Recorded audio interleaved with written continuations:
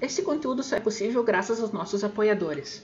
Obrigado a todos que contribuíram para tornar esse vídeo possível. Torne-se um apoiador você também. O endereço é www.apoia.c/Asintman. Olá pessoal, estamos aqui hoje para fazer mais um vídeo. É nosso especial de 1.300 inscritos no canal, tá? E queria agradecer a todo mundo por terem me dado mais de das 2.000 horas que eu preciso, das 4.000 para liberar a monetização do YouTube. Certo? Então eu tô aqui com o meu convidado, o professor Dário. Antes de passar a bola para ele, eu só quero só lembrar vocês, né, que isso aqui é uma live. Vou esperar o barulho. Tá. Essa aqui é uma live gravada no YouTube que depois é exportada para podcast. Se você está vendo no YouTube e quiser ouvir o podcast, tem os links na descrição. Se você quiser ver o vídeo completo, está na descrição do podcast também. Se você gostar do conteúdo e quiser contribuir, nós temos sempre o link do Apoia-se e o do PicPay, que também estão na descrição. Então, sem enrolar mais, né? O meu convidado hoje é o professor Dário. Ele é doutor em Direito Processual, pós-doutor em Aforismos Desaforados, segundo a conta do Twitter. Tá? E dá aula na PUC Minas, é isso, professor? Não, eu não dou aula na PUC Minas, né? Eu fiz a minha pós-graduação lá, mestrado e doutorado. Eu dou aula na Rede Doctor de Ensino, que é uma rede privada de ensino, e aqui mesmo na cidade onde eu moro, no interior de Minas Gerais, em Caratinga. Certo, então, o nosso assunto de hoje é o seguinte: uma semana atrás nós tivemos o fim da discussão no STF sobre a prisão da segunda instância, na qual a prisão da segunda instância caiu. Um dia depois, os nossos parlamentares levantaram a questão da PEC 410/2018, que altera, se eu não me engano, é o Código Penal, né, para instituir de novo a prisão de segunda instância. Na verdade, essa PEC visa alterar a Constituição, né? A PEC quer dizer proposta de emenda constitucional. Então, quando se fala em PEC, é para alterar a Constituição. E o Código de Processo Penal, o Código Penal são leis ordinárias, né? Estão abaixo da Constituição. Então, a PEC, ela precisa de um número maior, né, de parlamentares aprovando, 2/3, né, do Congresso aprovando, exatamente porque ela altera a Constituição. Certo. E aí, essa PEC foi discutida na CCJ na segunda-feira e foi lançada a teoria de que ela seria inconstitucional justamente por causa que a presunção de inocência está no artigo 5º, seria uma cláusula pétrea. Na terça-feira, o presidente do Senado, Davi Alcolumbre, ele lançou ao ar a ideia de fazer uma nova constituinte para criar uma nova constituição que talvez pudesse resolver esse problema. E essa ideia foi mal vista por muitos juristas, e visto disso, eu resolvi convidar o professor Dário para conversar aqui conosco, para a gente saber, né, o que exatamente é uma constituição, como é que ela é formada, o que é uma constituinte, como é que é esse processo. Então, acho que a gente pode começar por aí, né, professor? A pergunta é: a PEC 410 é inconstitucional? Olha, eu tenho uma visão assim, particular a respeito, no sentido de que, uma vez que o Supremo Tribunal Federal ele se pronunciou numa ação de controle concentrado, que tem efeito erga omnes, que foram justamente essas ADCs que ele julgou aí procedente. Seria como se ele tivesse colocado uma pedra sobre o assunto e isso não pudesse ser mais tratado, exatamente por considerar que trata-se de uma cláusula pétrea, o direito de se iniciar o cumprimento de pena após o esgotamento de todos os recursos, que é o trânsito em julgado.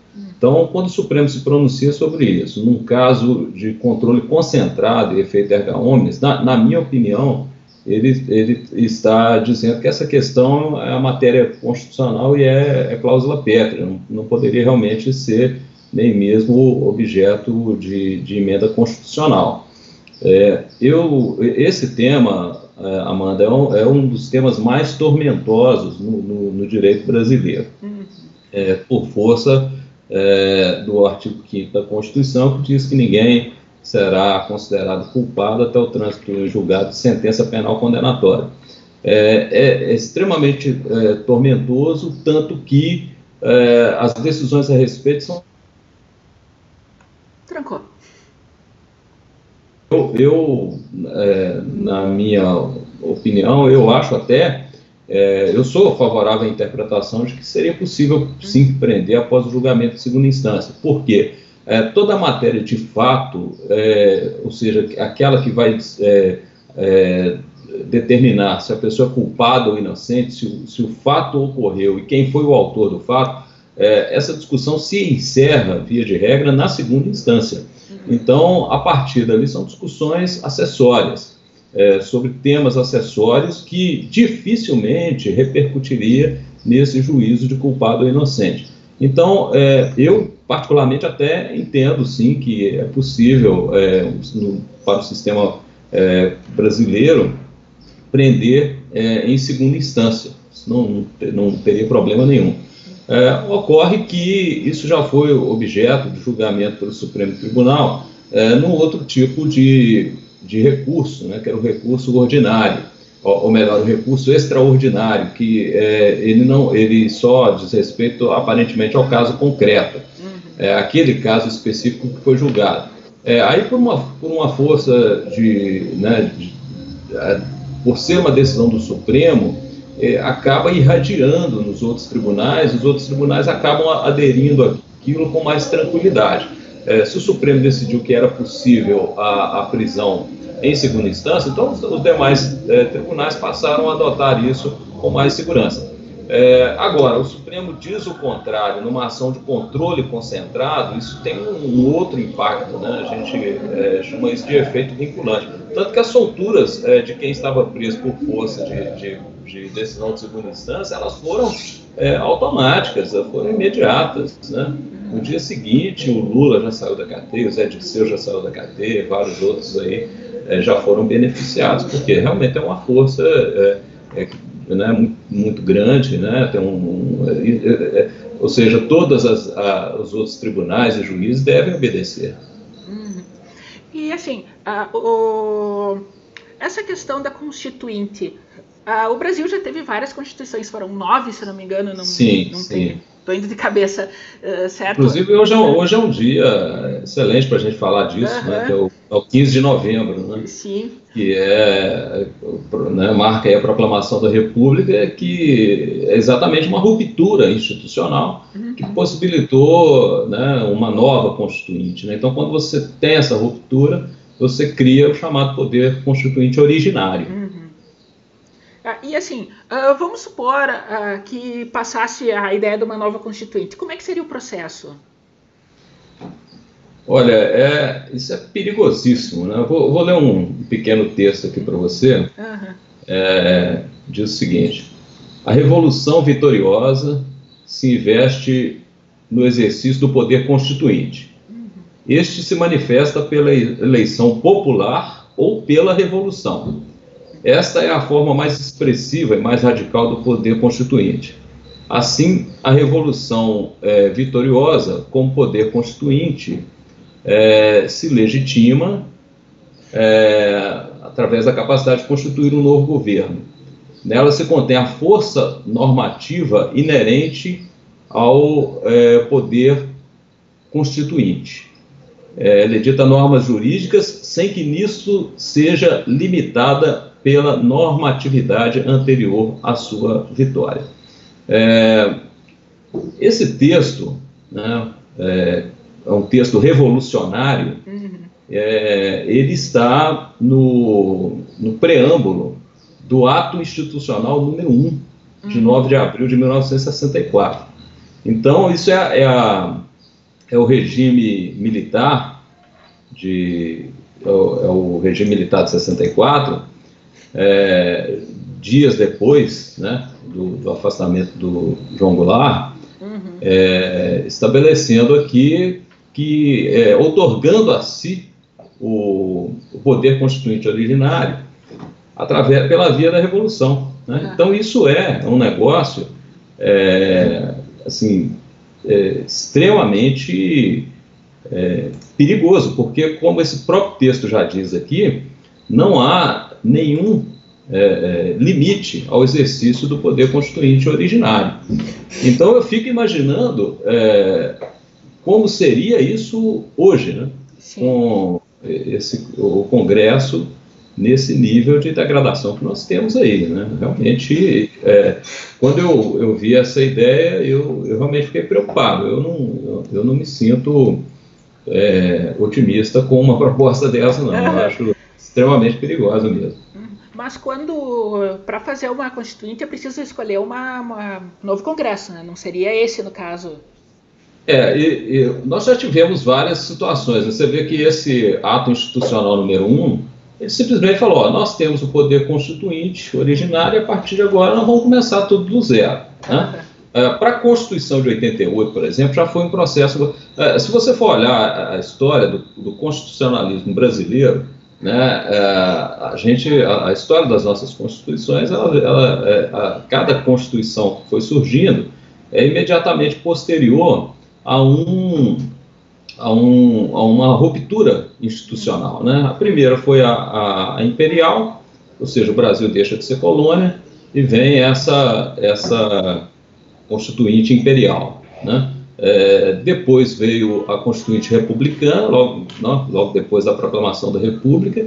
Depois nós tivemos uma Constituição, logo a seguir da Revolução de 1930, que é a Constituição de 34, e depois nós tivemos no Estado Novo, né, toda aquela, né, logo em 38, também aí um recrudescimento do regime Vargas, a Constituição de 46, que é uma Constituição democrática, né, é uma Constituição que já vem após a queda do regime Vargas, ou seja, então você sai do regime autoritário, vem para uma Constituição, para um regime democrático, surge a necessidade de uma nova Constituição, um novo poder constituinte originário é instaurado.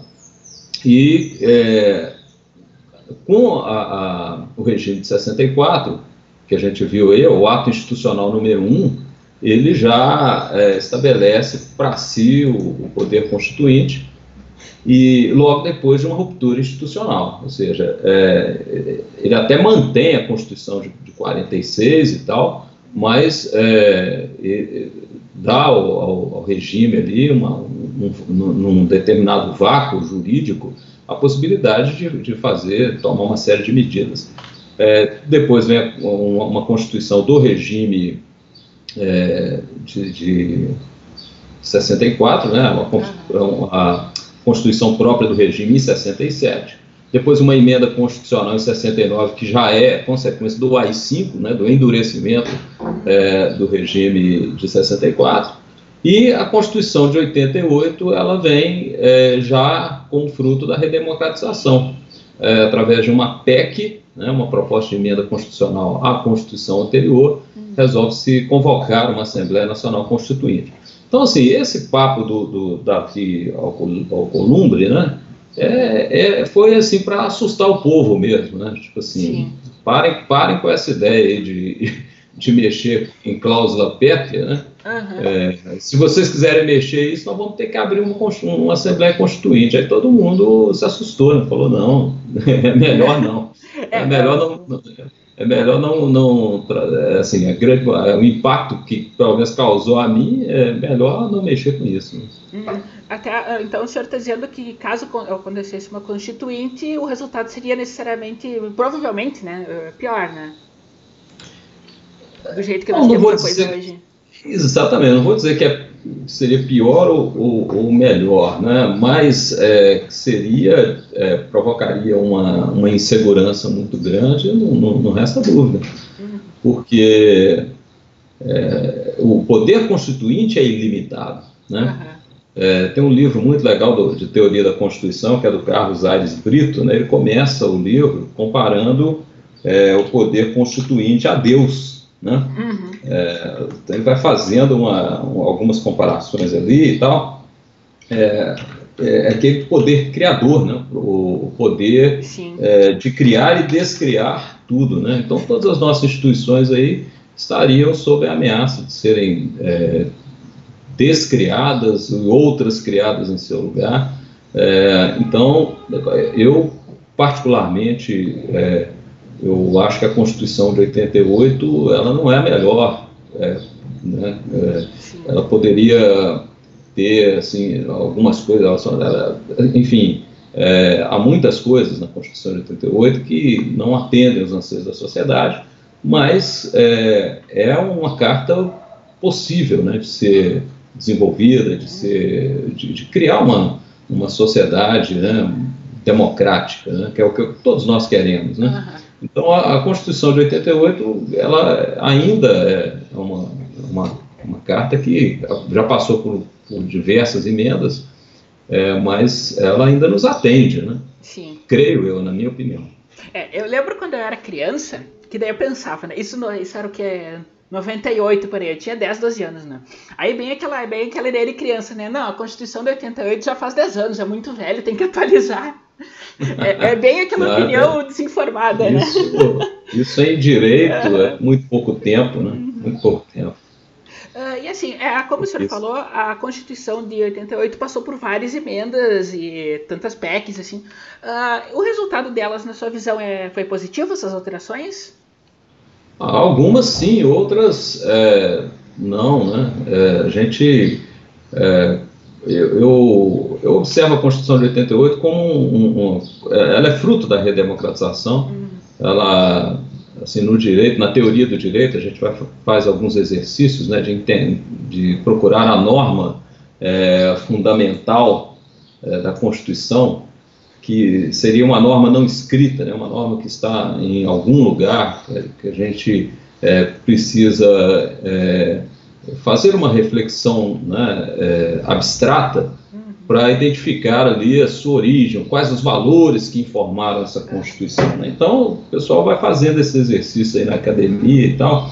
Muitos chegam como a norma fundamental da Constituição de 88, a Constituição de 67, porque por uma questão de nexo jurídico, né, ela foi uma emenda a essa Constituição de 69 que acabou proporcionando a convocação da Assembleia Constituinte. Mas eu, fazendo uma análise ainda mais abstrata, eu entendo, né, que a norma fundamental da Constituição de 88 é a Lei de Anistia de 1979.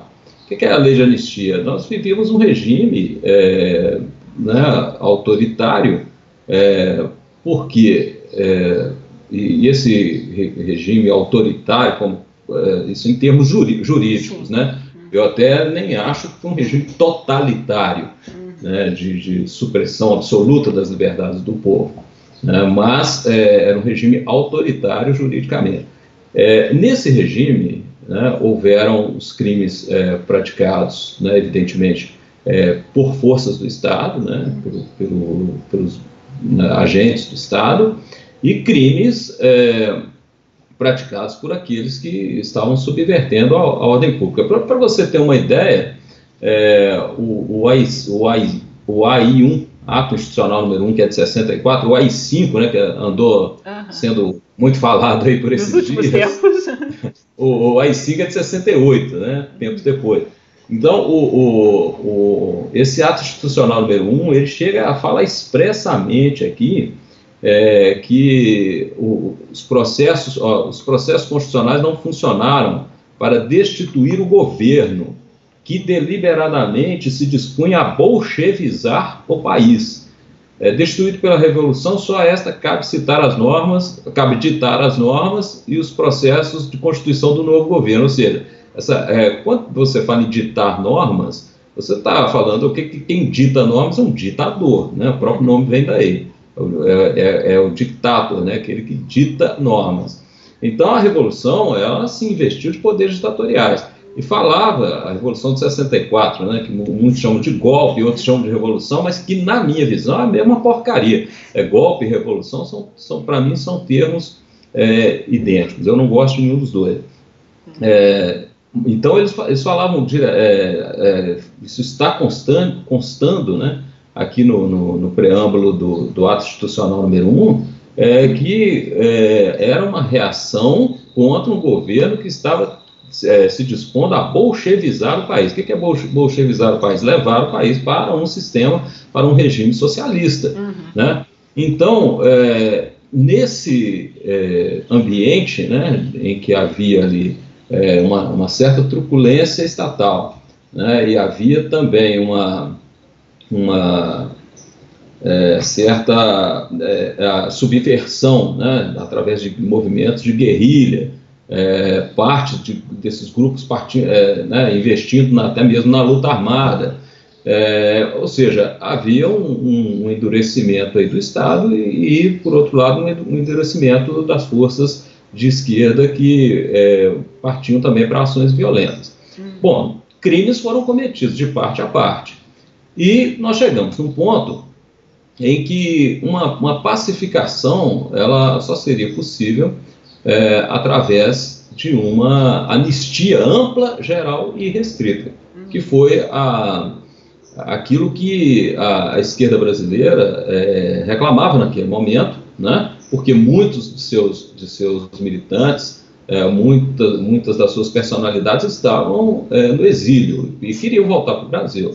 Então, houve, em 1979, a lei de anistia, uma lei que deu anistia para ambas as partes, né? Para os militantes de esquerda, muitos deles estavam no Brasil cumprindo pena, condenados a penas até altíssimas, outros no exílio no exterior, e também a anistia contemplou os militares que, porventura, participaram da repressão, né, dos tempos de repressão.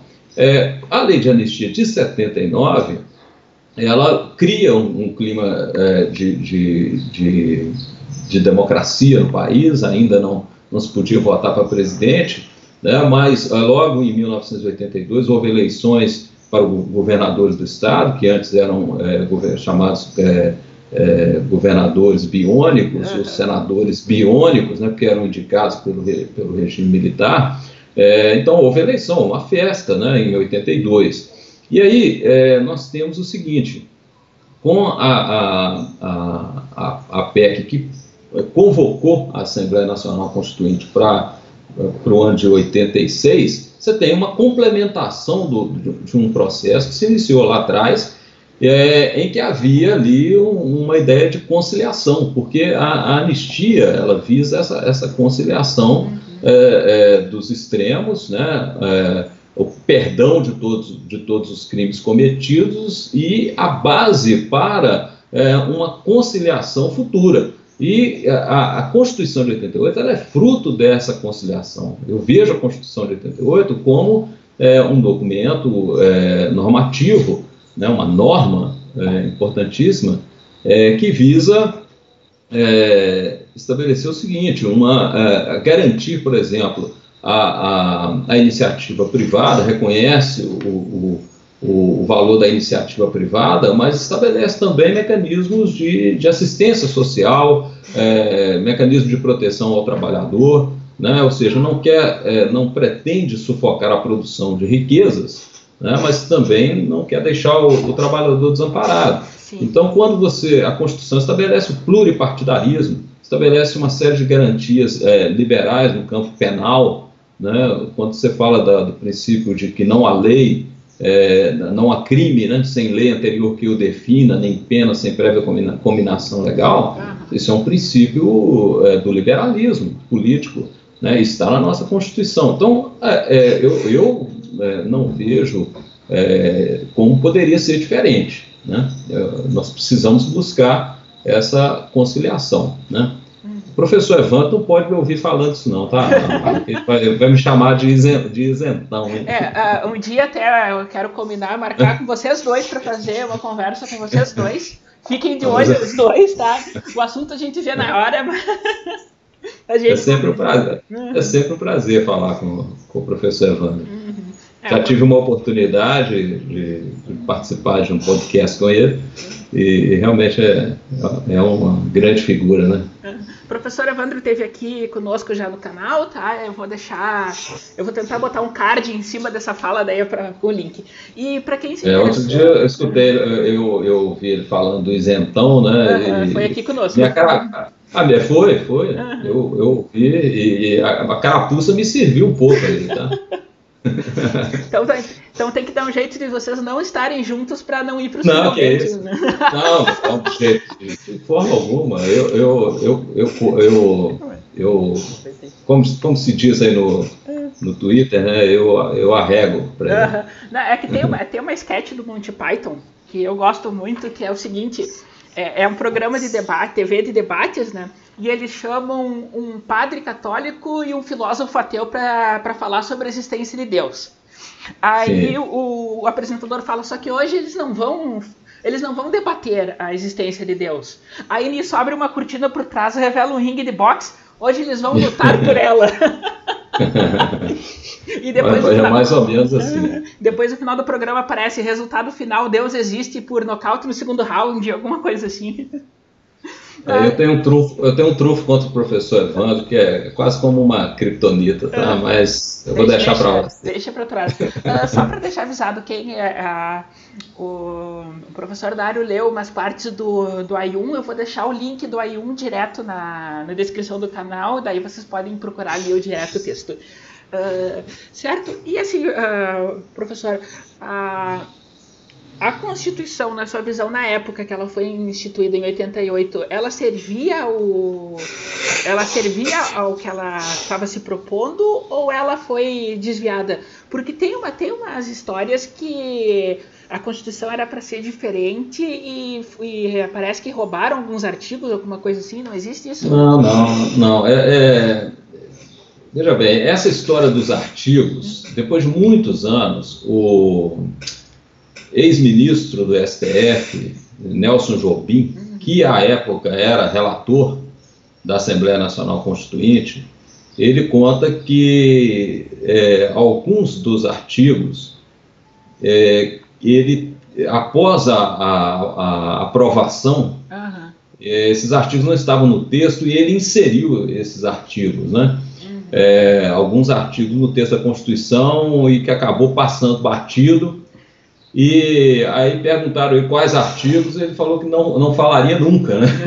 Então, assim, é um absurdo, né? O sujeito falar uma coisa dessa, a gente também não sabe nem se isso é verdade, se isso é mentira. Se o cara falou isso também só para se jactar, né? Para aparecer, né?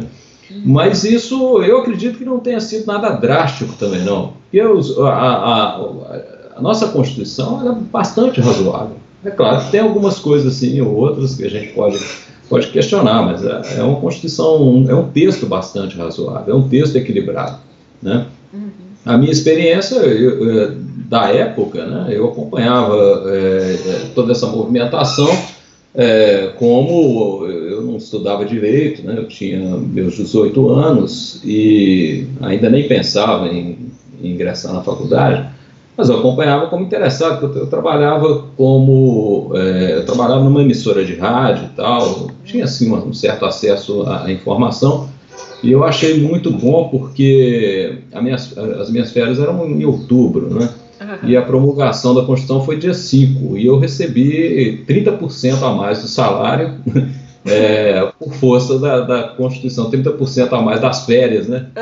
Esses 30%. Foi a primeira vez que isso aconteceu. Eu achei fantástico por causa disso, né? E depois eu fui entender, a gente, claro que acompanhava, né, as reportagens, né, pela TV, toda aquela movimentação, as pessoas se pronunciando a respeito. Havia realmente, eu tenho um colega, professor Rodrigo Cardoso, ele escreveu um livro, tese de doutorado lá da PUC-Rio. Ele se debruçou sobre os anais da Constituição, ou seja, sobre todos aqueles registros, né, das sessões da Constituição, e a conclusão dele é de que você tinha um Congresso formado majoritariamente por reacionários, mas que os progressistas acabaram conseguindo fazer prevalecer muita coisa, né? conseguindo fazer prevalecer muitas de suas teses. Né, acompanhando esse embate na época, né, a gente via assim, alguma disputa, alguns debates mais acalorados, assim, uma tendência, né, de tentar evitar a aprovação, né, de medidas, né, que fossem inibir, né, a propriedade privada, que fosse inibir a livre iniciativa, né? Então, assim, uma preocupação em garantir a propriedade privada e tal, mas eu não imagino que isso correria algum risco de alguma forma, né? E, por outro lado, os progressistas com direitos trabalhistas, né, colocaram um artigo 7º na Constituição que garante, né, estabelece como cláusula pétrea uma série de direitos trabalhistas, né, como férias, 13º e tal. Você vê na época da campanha, né, acho que o Mourão chegou a falar alguma coisa contra o 13º, todo mundo falou que ele poderia... Só acaba com o 13º através de uma revolução, de uma outra constituinte, né, ou seja, reformar essa Constituição para acabar com esses direitos não tem como, né? Isso é cláusula pétrea, exatamente.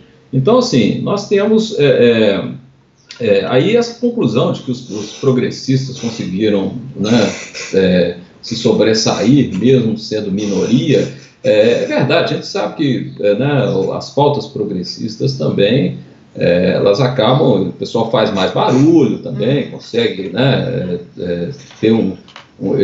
tinham realmente uma penetração muito grande, sindicatos, eles né, têm uma organização muito grande, mas assim, esse tipo de maniqueísmo também, né, de você achar que você tinha de um lado os reacionários, do outro os progressistas, né, e que era um cabo de guerra. Esse cabo de guerra sempre existiu, vai existir, né, e a Constituição deu como se fosse ali uma acalmada, né, uma conciliada nisso, né?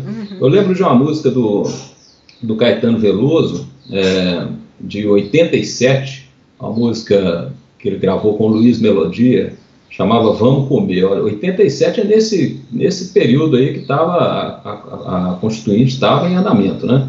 E ele fala, a certo ponto da letra, ele fala assim, quem vai conciliar as pressões do PT e da UDR e fazer dessa vergonha uma nação?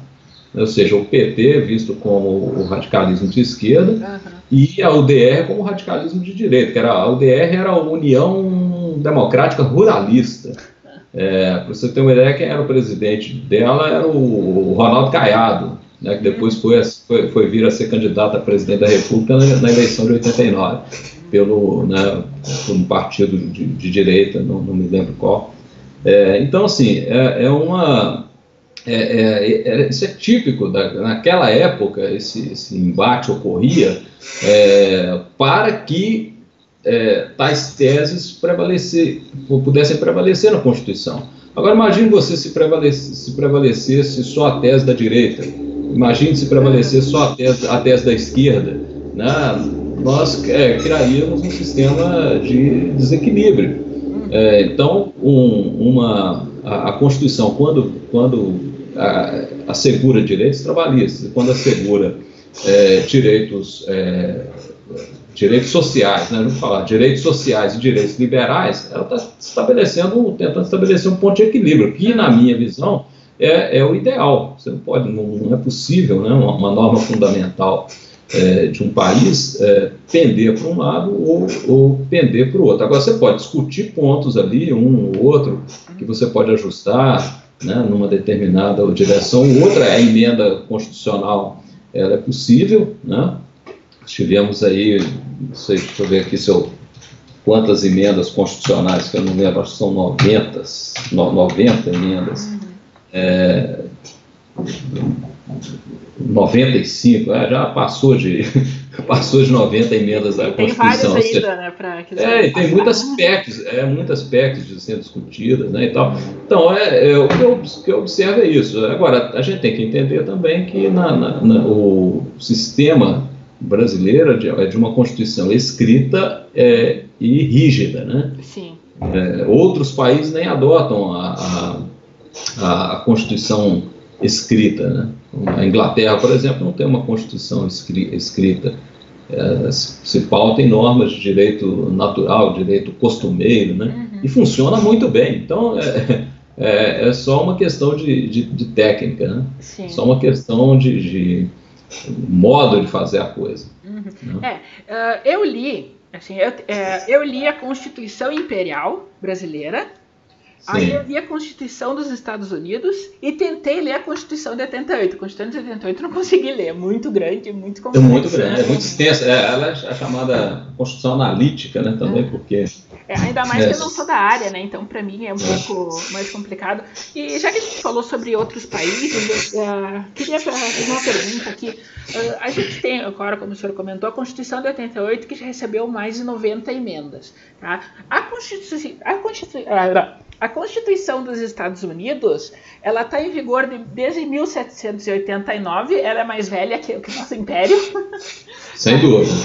E ela foi emendada só 27 vezes. Então, qual é a diferença entre essas constituições que fazem mexer na Constituição dos Estados Unidos algo mais difícil? Assim, por que a Constituição... Não é que é mais difícil, não é que é mais difícil, eles tratam na Constituição apenas aquilo que é essencial para a estrutura básica do país. Né? A nossa Constituição, por exemplo, fala até que o Colégio Dom Pedro II vai ficar na órbita do governo federal, da União. Precisa disso? Né? A nossa Constituição fala de recursos, tipos de recursos que podem ser encaminhados ao STF, ao STJ, fala de orçamento, regras minuciosas, né? Muito minuciosa, relativa a temas que poderiam ficar por conta de outras espécies legislativas que não só a Constituição.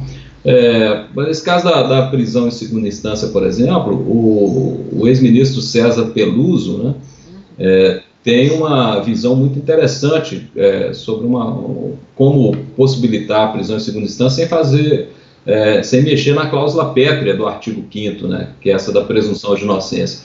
Ele mexeria nos artigos que tratam do recurso especial e recurso extraordinário ao STJ e ao STF e retiraria desses instrumentos o status de recurso, ou seja, o trânsito julgado passaria a ocorrer na segunda instância. Então é uma tese inteligentíssima, eu até nem conhecia, fiquei conhecendo através do Jefferson Araújo no Twitter, né, que me deu esse toque aí, eu fui ver, é interessantíssimo. Então, assim, a Constituição americana mexe um pouco porque realmente as questiúnculas do dia a dia, ou seja, aquelas coisas menores ali do dia a dia, elas vão sendo tratadas por decisões judiciais, por leis nos estados, os estados têm maior autonomia legislativa. Uma coisa que aqui no Brasil não é possível, o estado legislar sobre direito penal, o estado da federação. E lá nos Estados Unidos isso é possível, a Califórnia tem uma lei penal, Flórida tem outra, né? O estado do Arizona tem outra lei, o Texas tem outra, a Califórnia é uma tendência mais progressista, o Texas uma tendência de endurecer mais as leis. Então, a legislação penal, que é aquela que afeta ali a população, né, que afeta mais diretamente a população, ela é deixada para os estados. Aqui no Brasil não, é um direito penal, né, único, para Caratinga, e aí para onde você está, Passo Fundo? Não, eu estou em São Paulo, eu sou de Passo Fundo, mas eu estou em São Paulo. Tá. Então, a nossa realidade aqui é muito distante, né, do sertão nordestino, é muito distante do Pampa Gaúcho, é muito distante do Pantanal Mato Grossense, e o direito penal é único. Né? Então, como é possível você ter um direito penal, né, para todos esses estados? Mas é uma forma de garantir a unidade também federativa, né? Garantir uma legislação em todo esse território, garante um poder também para a União, né? E garante essa unidade federativa. Os Estados Unidos, já como lá nós tínhamos colônias, né? As colônias independentes, elas formaram uma confederação, eles mantiveram no âmbito dos estados muitos poderes que aqui no Brasil não tem. aqui no Brasil há uma concentração de poderes na União, né? A Constituição vem... Então, assim, são sistemas realmente diferentes. Assim, tem um filósofo que eu gosto muito, que é o Karl Popper, que ele trata muito a democracia como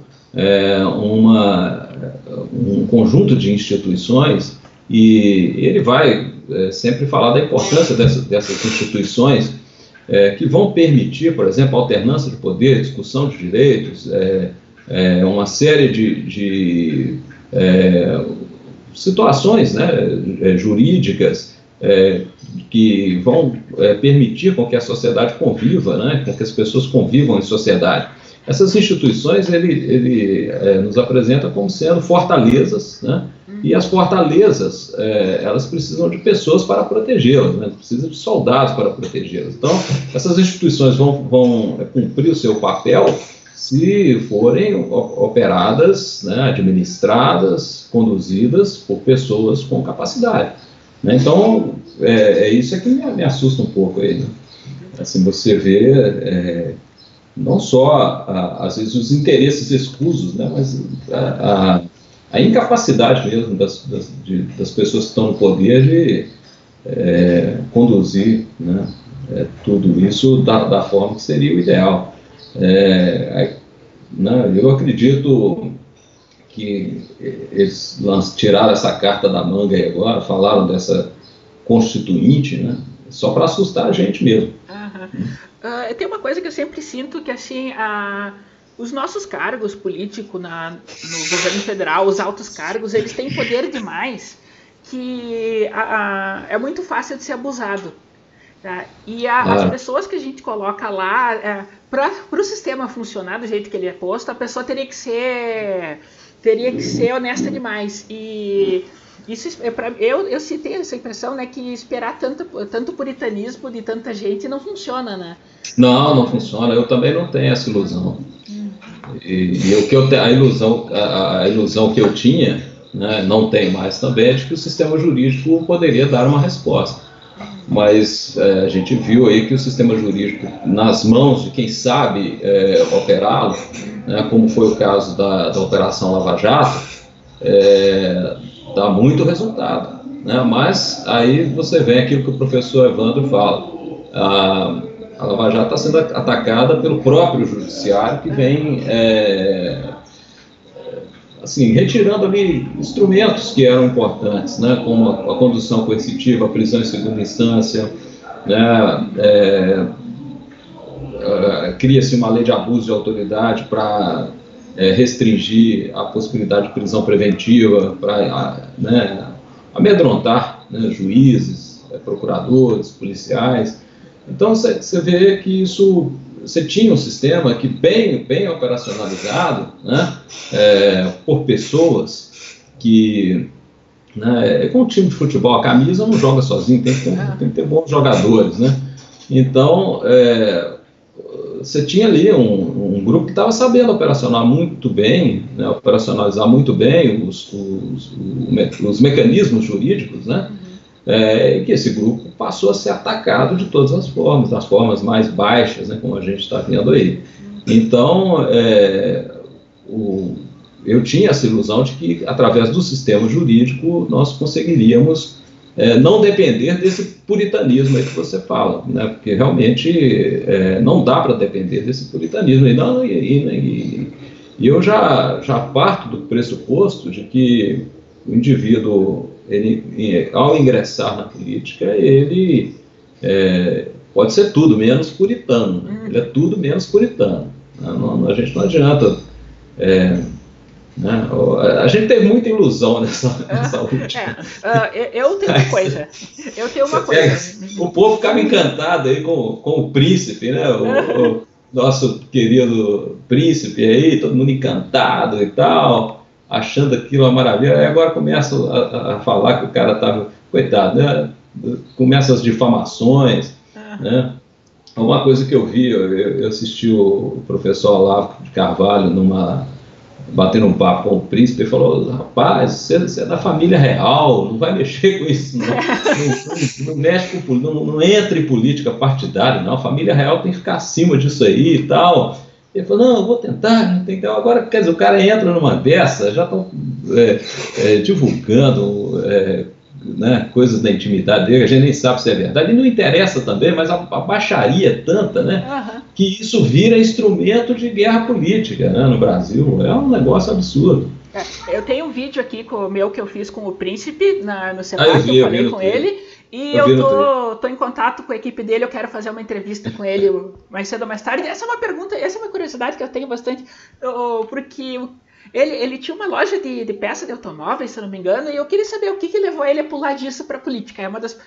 Príncipe é uma das perguntas que tá te esperando, tá? Então assim, a gente fica naquele encantamento, né? Ver a pessoa aí fazendo vídeo na internet, aí já dá 1 milhão de votos para Joyce, né? Você pega assim 1 milhão de votos para o Eduardo Bolsonaro, são coisas que realmente não dá para entender. Assim, essas ondas renovatórias, Amanda, você é mais nova, bem mais nova que eu já vi isso muito.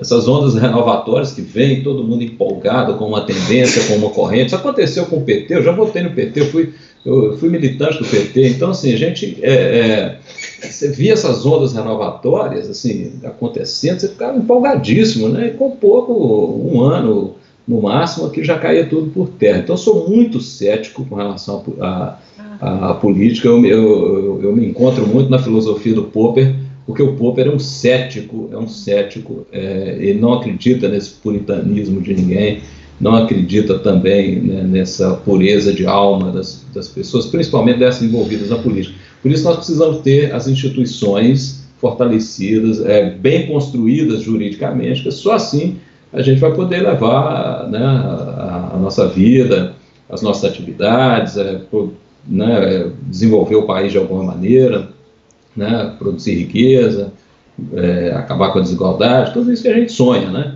Então, realmente confiar no puritanismo, para mim, é uma ingenuidade que eu acho que o povo brasileiro também, depois dessa aí, assim, muita gente está olhando para trás aí e vendo que às vezes caiu numa cilada, né? Enfim, mas é isso aí, o sistema tem que ir se depurando, né? Não é uma extirpação, não tem como você extirpar tudo de ruim, é uma depuração, assim, paulatina, passo a passo, né? Não é uma coisa que é possível ser feita né, de forma drástica, né?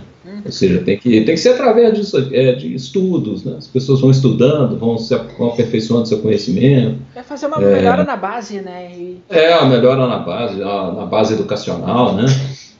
E assim, a gente tem que ir trabalhando, discutindo, né? Fazendo ali algumas seleções. Você falou aí do meu doutorado, né? Eu trabalho com minha pesquisa é em direito processual. Né? Então, o direito processual, que é você encaminhar o discurso, né? Não no vazio normativo. Não, uma coisa é você fazer um discurso numa praça pública, outra coisa é fazer num instrumento jurídico que vai produzir algum resultado, né? Algum resultado relevante. Então, a reflexão que a gente faz na teoria do processo é nesse sentido, ou seja, o discurso segundo algumas balizas legais, e são balizas que vão permitir a crítica ao discurso, né? Então, isso aí é algo que nós precisamos desenvolver, ficar atentos, né? Porque você observa o seguinte, olha, hoje, quem está na boca do povo aí? Quem é o homem mais criticado do Brasil hoje? É Gilmar né? Mendes. Né? É o Gilmar Mendes. Mas por quê? O discurso dele foi encaminhado processualmente. Uma coisa são as basófias, né? Os xingamentos fora, na imprensa, coisa que ele fala fora. Agora, ele está sendo extremamente criticado por aquilo que ele falou nos autos, né? Por aquilo que ele decidiu nos autos. E só é possível essa crítica porque está encaminhado ali nos autos de forma transparente. A gente sabe quem é quem mudou de opinião, quem manteve a opinião, né, qual a qualidade da opinião, né? Mesmo pra você ter uma ideia das discussões que a gente às vezes trava entre os profissionais do direito, professores, né, com relação à qualidade do discurso, não só a finalidade do discurso, né? No habeas corpus, que foi julgado em 2016, relatado pelo Teori Zavascki, que né, acolheu a possibilidade da prisão em segunda instância, o voto do Luiz Roberto Barroso foi a favor, né, da prisão em segunda instância, mas mesmo acadêmicos que concordam com a finalidade do voto entendem que a fundamentação dele foi equivocada. Então, quer dizer, mas isso é possível através de uma discussão processual, né? Então, nós temos o processo que nos fornece isso. Então, essa discussão eu tenho tentado me policiar também para deixar o meu discurso para os momentos que vão fazer alguma diferença, ou que vão ter algum impacto, né? Porque discutir no vazio não leva a nada, né? É complicado. Se discutir no grupo de WhatsApp da família, tem hora que não dá mais. Envenena o ambiente. Eu tenho 3 irmãos petistas, né? Então, assim, a gente começa a discussão lá, tem hora que azeda a relação e tal. Aí a gente precisa evitar, né? Eu tenho 11 irmãos, eu já perdi a conta de quem é o quê, quem não é o quê, quem é petista, quem é Bolsonaro, eu não sei mais. Então é complicado. Assim, eu tenho um irmão que é lulista, né? Assim, Lula para ele é quase como a reencarnação do Messias. Então é difícil discutir, né? Então, assim, agora nós temos que encaminhar. Eu vejo lá no Congresso, e isso no início desse ano, né, isso me causou assim, uma certa apreensão, aquelas discussões radicais ali, o pessoal da esquerda falando um monte de besteira, tudo era motivo, né, para um discurso radical, um discurso histérico, né, mais do que radical, histérico, e o pessoal da direita também, e a turma das antigas ali, o Aécio Neves, não sei mais quem, só vendo aquelas cenas e se deliciando, rindo, né? Quer dizer, enquanto esse povo tiver com essa briga histérica, né, os caras que manejam ali o sistema, né, os Eduardos Cunhas do Congresso, os Aécios Neves, né, todas essas pessoas que têm ali, conhecem os meandros, né, eles vão operando ali e fazendo a coisa andar do jeito deles, né? Então, a discussão histérica realmente não leva a lugar nenhum. É divertido, né? Divertido, às vezes. Né? Dá uma lacrada aí e tal, um fala uma coisa, outro fala outra, ou eu estou com a razão, o outro está com a razão, e aí forma aquela torcida organizada, né? Um incentivando o outro a continuar, a responder. Eu quero fazer uma pergunta aí, já para a gente ir se encaminhando para o final. Sim, o senhor comentou do Barroso, tá? E eu até estava pensando nele na hora, e o Luiz Roberto Barroso tem aquela teoria da Constituição viva, que ela tem que se adaptar à realidade. Para fazer chamado pós-positivista. Isso. Pós-positivista. Para fazer o contraponto, tinha o juiz da Suprema Corte Americana, que eu não lembro o nome dele completo, era Scalia, que faleceu faz pouco tempo, que ele dizia justamente o contrário, que a Constituição boa é a Constituição morta. Como é que o senhor vê esse debate? Eu estou mais para essa ideia, né, da Constituição, não Constituição morta, né, mas uma Constituição um pouco mais estável, pelo menos, né, porque o problema do Barroso, aí é outra complexidade também, né, relativa ao atual ambiente, né.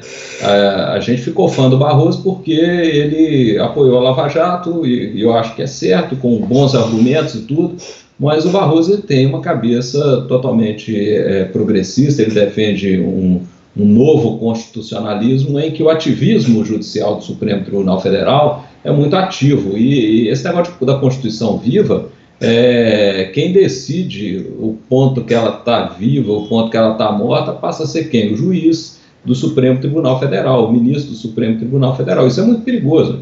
O Barroso, numa canetada recentemente, ele declarou que o aborto até 3 meses de gravidez é um fato atípico, né? Ou seja, não incide o Código o Código Penal, não é crime o aborto até o 3º mês. De onde ele tirou isso, né?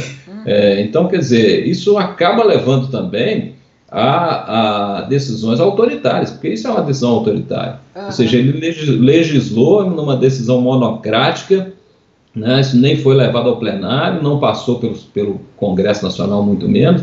Então, o Barroso é partidário do ativismo judicial.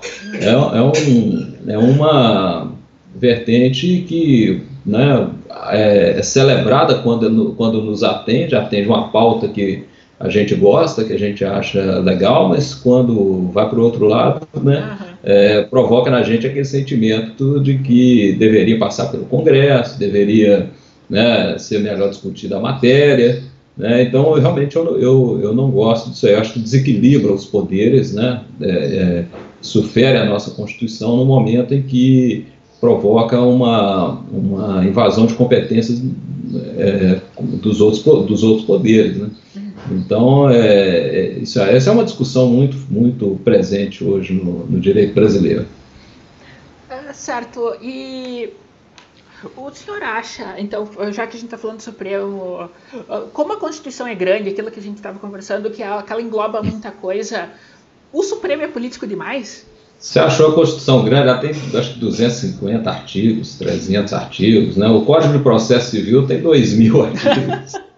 O Código Civil tem 1.500. Teve aquela o Código de Processo Penal tem 700 artigos, né? Nós temos mais de 13 mil leis em vigor hoje no Brasil. Teve aquela história teve aquela história do cara que fez um livro compilando todas as regras, se eu não me engano era tributária do Brasil, que deu, era um negócio... Era um container. Era um livro de 1 metro, assim, de altura. Era uma loucura, né? Mas qual era a sua pergunta? Senhora, como a Constituição, o texto dela, o texto constitucional mexe com muita coisa, que é aquilo que a gente está falando, que não devia estar na Constituição, devia estar em lei inferior, o Supremo fica muito político por causa disso? Pois é, o Supremo ele sempre foi político, né?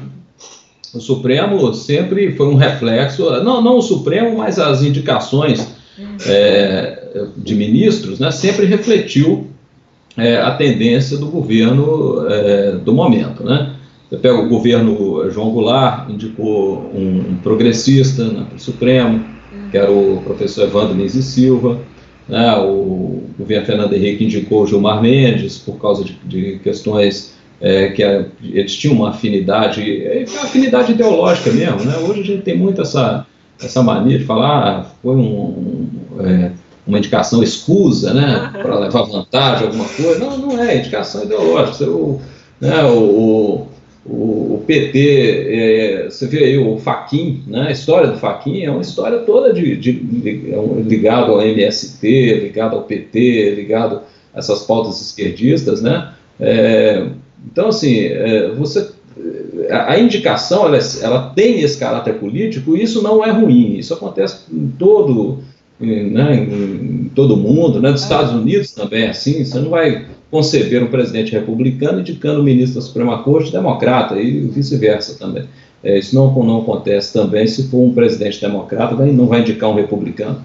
Então, isso aí não é problema. O problema é a hipertrofia, né, das atribuições do Supremo Tribunal Federal no Brasil, né? Ou seja, ele começa, como a Constituição fala de tudo vira tema que vai parar no Supremo Tribunal Federal.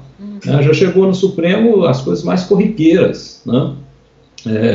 Se a venda de botijão de gás deveria ser mediante uma pesagem na frente do consumidor, teve uma lei assim em Curitiba, se não me engano, aí foi parar no Supremo julgar constitucional ou não essa lei, entendeu? Então, são coisas assim, a sacolinha de plástico, a vaquejada, o Supremo foi julgar se a vaquejada é constitucional ou inconstitucional.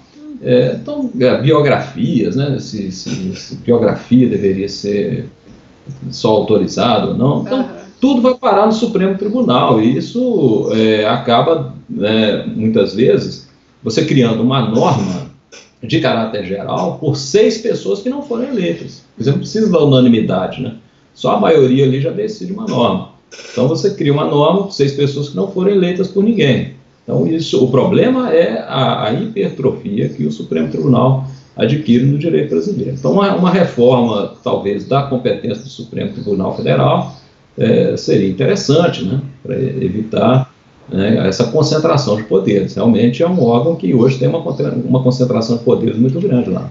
E isso seria possível sem o Supremo declarar inconstitucional a reforma? Pois é, então tem isso, né? Essa reforma tira o poder do Supremo, quem vai julgar depois? Então, Carl Schmitt, né, que é um teórico alemão, né, falava isso, quem tem o ditador é aquele que tem o poder de dizer por último o significado da Constituição, né? Alguma coisa nesse sentido aí. Tá certo. Então, a gente já passamos de 1 hora de conversa, né? Professor, eu queria agradecer ao senhor por disponibilizar esse tempo, né? Esclarecer essas dúvidas que a gente tinha até sobre tudo que está acontecendo, né? Ainda mais, como o senhor comentou, nesse 15 de novembro. Queria dar a chance para o senhor para fazer um jabá, fazer uma propaganda, dar um tchau, mandar um beijo para alguém. Não, só mandar um abraço aí para o pessoal, né? Qualquer coisa a gente está lá no Twitter. Né, que é a única rede social que eu participo. A sua arroba já está na tela, tá? Para todo mundo ver, e vai estar na descrição dos episódios também. Então eu queria agradecer a todo mundo. Queria agradecer a todo mundo que estava aqui. Mais uma vez agradecer ao professor. Tá? Isso aqui vai ser disponibilizado no YouTube e também em podcast, certo? Então, obrigada para todo mundo e a gente se vê na próxima.